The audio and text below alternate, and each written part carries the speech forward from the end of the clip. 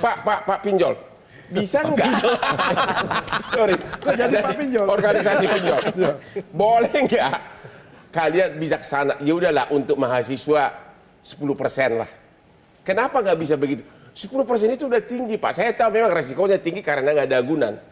Bisa nggak dibikin begitu? Jadi sebenarnya ini kan kita peer to peer Pak ya. Ya. Jadi peer to peer ini tentunya banyak lender. Ya. Ya. Memang market sekarang pricingnya segitu. Ya market memang benar. Betul. Ya. Nah ini kan sebenarnya umpamanya contohnya Dana Cita ya. Dan ini kan duitnya bukan duitnya Dana Cita kan. Duitnya para lender ini. Sehingga kita terus terang aja pengen terus menerus untuk berarti satu-satunya cara OJK harus dipaksa mengeluarkan peraturan bersifat publik. Gimana DPR? Yes. Nah, kalau Bapak ini lagi mikir menang pemilu sih. Jadi, Saya terus gimana? terang, Paksa OJK. Oke, untuk pendidikan pinjol hanya boleh 10% bunga. saya salah satu orang ya, bukan lagi anggota DPR yang tidak setuju mencari solusi mahasiswa itu dengan cara pinjol. Ya, gitu. Ada lembaga resmi yang kita, yaitu bank. Oleh karenanya ini menjadi menggugah hati saya. Ini bukan mencari pencitraan, menggugah hati saya. Bagaimana nanti skema ini bisa dilakukan di bank-bank yang ada. Cuma bank kalaupun ya, bang. Misalnya gini, kalau bank itu kan mahasiswa nggak mungkin penuh dengan formalitas, penuh persyaratan. Ya, makanya, pinjol ini kan hanya dengan klik.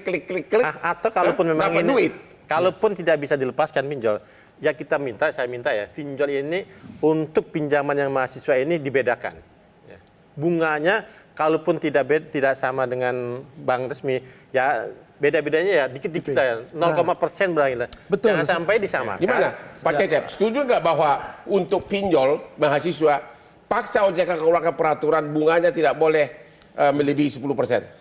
Ya saya kira itu sangat mungkin ya. Ya. Negara ini kan berdaulat. Mestinya anggota dewan ya mengatur begitu dengan presiden misalnya lewat undang-undang atau peraturan-peraturan di bawah. Ya. Tapi yang jelas itu ada prinsip loh Bang. Ya. Ada ajas dan prinsip dalam undang-undang dikti. Ya. Pertama itu soal ajas keterjangkauan. Ya. Nah jadi sebenarnya perguruan tinggi itu harus berajasa keterjangkauan para mahasiswanya. Ya gimana bisa jangkau kalau nggak ada uang gimana bisa beroperasi? Pemerintah hadir di situ mencerdaskan Nggak ada kehidupan duitnya bangsa. Pak, APBN-nya nggak cukup. Nah itu dari DPR yang kemudian ya Dewan yang mendorong menganggarkan. alokasikan lebih dari 2,7%. Gitu, Bang. Tadi kita Betul. Kita karena nggak ada duit beli pesawat Alusita juga harus yang bekas karena nggak ada Pak duit. jangan bawa ke pesawat dong Pak. Ya karena nggak ada duit, itu karena nggak ada duit. Saya kira ini membuka mata hati saya Bang ya. Ya. Saya dalam waktu dekat akan diskusi dengan teman-teman di Komisi 10, memanggil semua pinjol ini dan rektor-rektor setelah bank, bagaimana mencari solusi yang terbaik. Ya. Tolong Pak, mumpung jabatan Bapak ada 10 bulan lagi kan? Ya, Pak. Itu minimum tolonglah. 10 bulan lagi biar ada kenangan. Ya. Gimana, Pak? Sebenarnya ada solusi yang saat ini kan OJK juga mendorong untuk lender ini dari bank. Nah kalau bank masuk sebagai lender, bunganya pasti Iya Pak, realistis saja Pak, Bang. Kalau pinjol itu kan hanya dengan klik-klik, WA bisa dapat duit.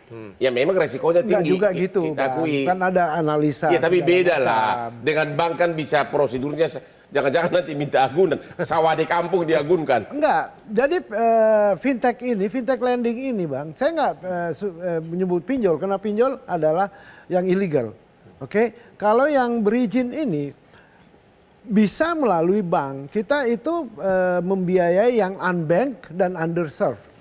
Masyarakat yang tidak bisa masuk persyaratan di bank. Jadi kemungkinan kalau mahasiswa itu kena peraturan dan SOP-nya itu tidak bisa masuk persyaratannya di bank. Bisa melalui fintech, tapi lendernya bank. Akhirnya bunga ini bisa turun.